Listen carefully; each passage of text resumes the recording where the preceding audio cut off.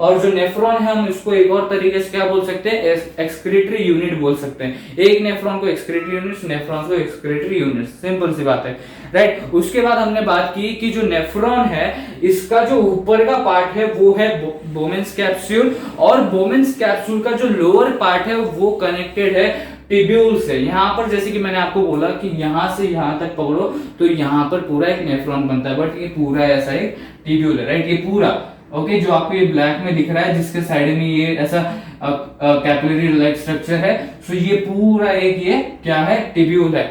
Okay so ये पूरा एक नेफ्रॉन बनाता है। ये अपर पार्ट कौन सा है नेफ्रॉन का, बोमेन्स कैप्सूल, और बोमेन्स कैप्सूल का जो लोअर एंड है वो किससे जुड़ा हुआ है, टिब्यूल से। और इन दोनों को साथ में लाया गया, बोमेन्स कैप्सूल और टिब्यूल को अगर साथ में देखा गया तो वो पूरा एक नेफ्रॉन बनाता है। ये ही एक पूरा नेफ्रॉन है, जैसे कि आप यहाँ पर देख सकते हैं, तो ये पूरा एक नेफ्रॉन है। ऐसे ही यहाँ पर बहुत सारे ऐसे नेफ्रॉन्स है। ओके उसके बाद उसका अगला टिब्यूल के बारे में देखते हैं, जो हमने यहाँ पर डिस्कस किया है। यहाँ पर भी देख सकते हो, देखो यहाँ से जो बोमेन्स कैप्सूल दिख रहा है ये सी शेप, इसके यहाँ से आपको ये दिखेगा ऐसा टिब्यूल। तो ये टिब्यूल जो लोअर एंड में है बोमेन्स कैप्सूल के, तो उसके बारे में पॉइंट डिस्कस करते हैं, पहले पढ़ लेते हैं। देखो tubule, it's one end is connected to Bowman's capsule and other end is connected to urine collecting duct of kidney. Okay urine collecting duct मतलब क्या, जो आपको यहां पर भी दिखेगा, राइट, ये यूरिन कलेक्टिंग डक्ट है, और जो आपको यहां पर भी दिखेगा, देखो स्पेसिफिकली यहां पर बताया गया है, वैसे ये भी यूरिन कलेक्टिंग डक्ट है, ये भी यूरिन कलेक्टिंग डक्ट है, ये भी यूरिन कलेक्टिंग डक्ट है। सो ऐसे एक ही डक्ट नहीं यूरिन कलेक्टिंग का, वो पूरे बहुत सारे यूरिन कलेक्टिंग डक्ट है जो हर नेफ्रॉन से आते हैं और फिर वो यहाँ पर कनेक्ट होते हैं यूरेटर से। जैसे कि आप देख सकते हैं, अगर आपने डायग्राम याद रखा होगा तो, जैसे कि आपको स्क्रीन के ऊपर भी दिख रहा है, तो वो जो ट्यूब है, देखो स्मॉल ट्यूब है, वो बाहर आ रहा है और यूरिनरी ब्लैडर से कनेक्ट हो रहा है। तो इसके अंदर क्या है, बेसिकली अगर देखा तो वो यूरिनरी ब्लैडर किससे कनेक्टेड है, तो जो यूरिन कलेक्टिंग डक्ट है इन सबसे वो ये यूरेटर कनेक्टेड है। Okay so urine collecting duct से यूरेटर कनेक्टेड है, और फिर वो सब जो है यूरिन कलेक्टिंग डक्ट वो यहाँ से कनेक्टेड है, मतलब यहाँ से यूरिन आता है और फिर यहाँ से यूरेटर यूरिनरी ब्लैडर में यूरिन लेके जाता है, राइट। सो ये है यूरिन कलेक्टिंग डक्ट। तो यहाँ पर बताया क्या गया है टिब्यूल के बारे में कि उसका जो एक एंड है वो बोमेन्स कैप्सूल से कनेक्टेड है। जैसे कि हमने पहले पॉइंट में देखा कि जो बोमेन्स कैप्सूल का लोअर एंड है वो टिब्यूल से कनेक्टेड, तो ऑब्वियस ही चीज है कि टिब्यूल का जो एक पार्ट है, ओके वन एंड है, वो किससे कनेक्टेड है, बोमेन्स कैप्सूल से कनेक्टेड है, और जो दूसरा एंड है वो यूरिन कलेक्टिंग डक्ट से ये है कनेक्टेड है। जैसे कि आप यहाँ पर देख सकते हैं, देखो यहाँ पर अगर आप देखोगे यहाँ से यूरिन कलेक्टिंग डक्ट स्टार्ट होता है। ओके सो ये जो पूरा टिब्यूल है, ओके ये जो पूरा टिब्यूल है, ये उसका एक एंड क्या है, वो कलेक्टिंग डक्ट से जुड़ा हुआ है, और दूसरा एंड यहाँ पर बोमेन्स कैप्सूल से कनेक्टेड है। तो ये है टिब्यूल के बारे में, that is one end of tubule is connected to Bowman's capsule, okay Bowman's capsule, and other end of the tubule is connected to the urine collecting duct of kidney। Okay अब इसको urine collecting duct क्यों बोला गया है, basically देखो यहाँ पर okay हर जगह से यहाँ पर बहुत सारे नेफ्रॉन है, ऐसे समझो, राइट। सो हर नेफ्रॉन से आएगा, ओके सो ये जो कलेक्टिंग डक्ट है, कलेक्टिंग डक्ट क्यों बोला है, क्योंकि वहां पर यूरिन कलेक्ट हो रहा है, फिर वो यहाँ पर पूरा जमा हो रहा है और फिर वो यूरेटर के थ्रू नीचे आ रहा है। ओके सो यहाँ पर क्या हो रहा है, बेसिकली ये वाला हो गया, राइट, ये कलेक्टिंग डक्ट हो गया, ये वाला कलेक्टिंग डक्ट, ये छोटा वाला, ये बड़ा वाला, राइट। सो ऐसे जो कलेक्टिंग डक्ट है ऐसे बहुत सारे, राइट। सो ये बेसिकली कर क्या रहे हैं, ये बेसिकली पूरे यूरिन को कलेक्ट कर रहे हैं और फिर वो यूरेटर को पास कर रहे हैं और यूरेटर से यूरिनरी ब्लैडर में आ रहा है। बेसिकली ऐसा हो रहा है, देखो ये बहुत सारे कलेक्टिंग डक्ट है, ऐसे समझो, ओके ये बहुत सारे ऐसे कलेक्टिंग डक्ट है जो नेफ्रॉन से आ रहे हैं, और फिर यहाँ पर ये यूरेटर है, ओके यहाँ पर ये यूरेटर है। तो बेसिकली हो क्या रहा है, ये first nephron, second nephron, third nephron, fourth nephron,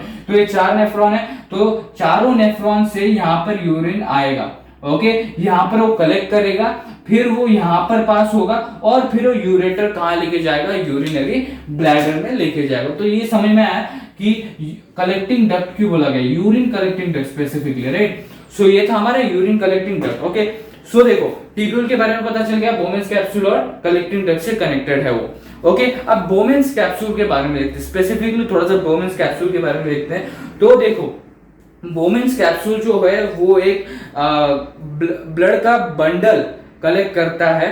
okay, that is blood capillaries. Okay, उसका बंडल कलेक्ट करता है जिसको हम बोल सकते हैं ग्लोमेरुलस। जो मैंने आपको बोला स्टार्टिंग में ही कि ये बॉल स्ट्रक्चर जो दिख रहा है उसको हम ग्लोमेरुलस बोलते हैं। तो एक्चुअली हो क्या रहा है यहाँ पर, आप बोल सकते हो कि मेजरली ये जो ग्लोमेरुलस है ये ब्लड कैपिलरीज से बना हुआ है। It is a bundle of blood capillaries. Okay, so जो बोमेन्स कैप्सूल है ये ब्लड कैपिलरीज का बंडल कंटेन करता है। जैसे कि आप यहाँ पर देख सकते हैं ये कंटेन करके रखा है उसने, राइट, ऐसे कंटेन करके रखा है जिसको हम ग्लोमेरुलस बोलते हैं। अब यहाँ पर एक बात ध्यान से याद रखो कि यहाँ पर ये बोला गया है कि bundle of blood capillaries. Okay, blood capillaries आपको तो पता है कैसी होती हैं, जैसे आप यहाँ पर देख सकते हैं ऐसी होती है, मतलब रेड एंड ब्लू ऐसे कनेक्टेड होते हैं और फिर वो ऐसे जाती है, राइट, हमने डिस्कस किया है। तो ये ब्लड कैपिलरीज का बंडल है, ऐसे ही पूरा बंडल है, राइट, जिसको हम ग्लोमेरुलस बोल रहे हैं। ग्लोमेरुलस, कंफ्यूज नहीं होना, ग्लोमेरुलस बोला है, राइट। सो यहाँ पर बेसिकली क्या बताया गया है कि ये जो बोमेन्स कैप्सूल है उसके अंदर कैपिलरीज का पूरा बंडल है ऐसा, जिसको हम क्या बोलते हैं, ग्लोमेरुलस बोलते हैं, जो बॉल स्ट्रक्चर में दिखता है हमको, राइट। अब देखो ये जो ग्लोमेरुलस है इसका एक एंड जो है वो रेनल आर्टरी से कनेक्टेड है। ओके, जिससे वो जो डर्टी ब्लड है, जैसे कि आप यहाँ पर देख सकते हैं, जो डर्टी ब्लड है, जो गंदा खून है जिसमें यूरिया वगैरह सब कुछ है, वो कहां पर आता है, यहां पर आता है इसके थ्रू। ओके, जो उसका एक एंड है, जैसे मतलब एक ट्यूब बोल सकते हो। ओके, सो ये जो एक ट्यूब है ये रेनल आर्टरी को जुड़ा हुआ है जिसके थ्रू डर्टी ब्लड ग्लोमेरुलस में आता है, और जो दूसरा एंड है ग्लोमेरुलस का वो बोमेन्स कैप्सूल से बाहर आते हुए, देखो यहाँ पर देखोगे आप, बोमेन्स कैप्सूल से बाहर आ रहा है और फिर वो टिब्यूल को सराउंड कर रहा है, जैसे कि आप यहाँ पर देख सकते हैं। यहाँ पर नहीं आ रहा समझ में तो यहाँ पर देखो, यहाँ पर उसने सराउंड करके रखा है टिब्यूल को, देखो ऐसे सराउंड करके रखा है, राइट। सो इससे होगा क्या, इससे वो रीएब्जॉर्ब करेगा, जो सिलेक्टिव रीएब्जॉर्प्शन है, जैसे कि यहाँ पर बोला गया है। देखो ये टिब्यूल है, ये हमारा क्या है, हमारा ये है क्या बोलते हैं, दूसरा ट्यूब है जो बोमेन्स कैप्सूल के बाहर से आके ट्यूब्यूल को सराउंड कर रहा है। ओके, तो यहाँ पर बोला गया सिलेक्टिव रीअब्जॉर्प्शन, तो इसको हम बोल सकते हैं सेकंड फिल्टर। ओके, सो यहाँ पर फर्स्ट फिल्ट्रेशन हो रहा है, यहाँ पर सेकंड फिल्टर होगा, ये सारी बातें हम करेंगे, राइट। अब ये जो सराउंड कर रहा है, ओके, ये जो सराउंड कर रहा है ये फाइनली कहां जाके कनेक्ट करता है, रेनल वेन से कनेक्ट करता है। जैसे कि आप यहाँ पर भी देख सकते हैं, जो उसका एक एंड है, जो उसका एक ट्यूब है वो रेनल आर्टरी से कनेक्टेड है, और पूरा प्रोसेस होने के बाद यहाँ पर रेनल वेन से कनेक्टेड है। ओके, रेनल वेन से कनेक्टेड है। तो ये ग्लोमेरुलस के बारे में था स्पेसिफिकली, कि जो ग्लोमेरुलस है वो एक बंडल है ब्लड कैपिलरीज का, और उसका जो एक ट्यूब है वो रेनल आर्टरी से कनेक्टेड है, और जो दूसरा ट्यूब है वो ट्यूब्यूल को ऐसे क्या बोलते हैं, सराउंड करता है, और सराउंड करने के बाद वो रेनल वेन से कनेक्ट होता है। अब ये ऐसा क्यों है, ये पर्टिकुलरली ऐसा ही स्ट्रक्चर क्यों है, ये हम सब कुछ समझेंगे। अब बेसिकली यहाँ पर हो क्या रहा है कि यहां से, ओके, जैसे यहां से डर्टी ब्लड गया ग्लोमेरुलस में, वैसे ही यहां पर सारा प्रोसेस होगा, सिलेक्टिव रीएब्जॉर्प्शन होगा, और उसके बाद वो जो क्लीन ब्लड होगा, जैसे कि आप देख सकते हैं यहां से क्लीन ब्लड निकल रहा है, तो वो हो कैसे रहा है, दैट इज यहां से पूरा ब्लड जो है वो क्लीन हो रहा है, और फिर जो डर्टी ब्लड है, dirty in a sense what, urea, waste, salt, excess water, वो सारा यहाँ पर कंटिन्यू हो जाएगा, और फिर यहाँ से वो कहां पर जाएगा, अपने रेनल वेन में जाएगा, और फिर यहां से वो क्लीन ब्लड वापस बॉडी में जाने वाला है। ये बात समझ में आ गई आपको। तो बेसिकली यहां पर देखो क्या हो रहा है। ओके, ये था हमारा पूरा का पूरा जो बेसिक पॉइंट है, उसके थ्रू हमने समझ लिया कि बेसिकली हो क्या रहा है। ओके, सबसे पहले तो इसके बारे में देखा ग्लोमेरुलस है क्या, कि एक बंडल है ब्लड कैपिलरीज का, जिसका एक ट्यूब रेनल आर्टरी से कनेक्टेड है और दूसरा रेनल वेन से कनेक्टेड है। इन सारी चीजों के बारे में बेसिक पॉइंट्स के थ्रू हमने पहले समझ लिया कि कौन किससे कनेक्टेड है, पूरा स्ट्रक्चर समझ लिया। अब मेन प्रोसेस की तरफ आते हैं। जैसे कि हमने बोला कि किडनी में सारा खेल हो रहा है, किडनी में मेन प्रोसेस हो रहा है, इसलिए उसको इंपॉर्टेंट बोला गया। मेन प्रोसेस क्या हो रहा है, सिंपल वर्ड्स में बोलूं तो क्लीन चीजों को और हार्मफुल चीजों को सेपरेट करना, बेसिकली यूजफुल चीजें और हार्मफुल चीजें दोनों को सेपरेट करना। Okay, so that is why it is important. अब ये पूरा प्रोसेस देखते हैं कि ये जो क्लीन ब्लड है और जो अपना हार्मफुल चीजें हैं, ओके, ये कैसे सेपरेट हो रहे हैं, ये सब कुछ देखते हैं। सो बेसिकली ये किडनी के बारे में हो गया। आप किडनी देख सकते हो कैसे अंदर हो रहा है सब कुछ। ओके, सो अब देखते हैं नेफ्रॉन के थ्रू। सबसे पहले ये नेफ्रॉन है हमारा, इससे पूरा खेल हो रहा है। ओके, सो देखो सबसे पहले जो डर्टी ब्लड है, मतलब खराब खून, जिसके अंदर यूरिया है, वेस्ट सॉल्ट है जो हमारे बॉडी के लिए हार्मफुल है, आप बोल सकते हो कि कोई काम का नहीं है। फिर एक्सेस वाटर है, ओके, जिसमें भी हार्मफुल सब्सटेंसेस हो सकते हैं, राइट। सो ये पूरा का पूरा डर्टी ब्लड जो है वो कहाँ आता है, किडनी में आता है। अब यहाँ पर सिर्फ डर्टी ब्लड ही नहीं आ रहा, मतलब डर्टी ब्लड क्या है, उसमें मेजरली क्या आ रहा है, सारी हार्मफुल चीजें आ रही है। बट उसके साथ क्या हो रहा है, कुछ यूजफुल चीजें भी आ रही हैं, जैसे ग्लूकोज हो गया, अमीनो एसिड हो गया, उसके बाद कुछ ऐसी सॉल्ट्स हैं जो हमारे बॉडी के लिए यूजफुल हैं, बट वो हार्मफुल सब्सटेंसेस के साथ ही किडनी में आ चुकी है। तो ऐसे कुछ और मटेरियल्स और सब्सटेंसेस हैं जो उसके साथ आ जाते हैं, मेजर स्केल पे नहीं, माइनर स्केल पे, राइट।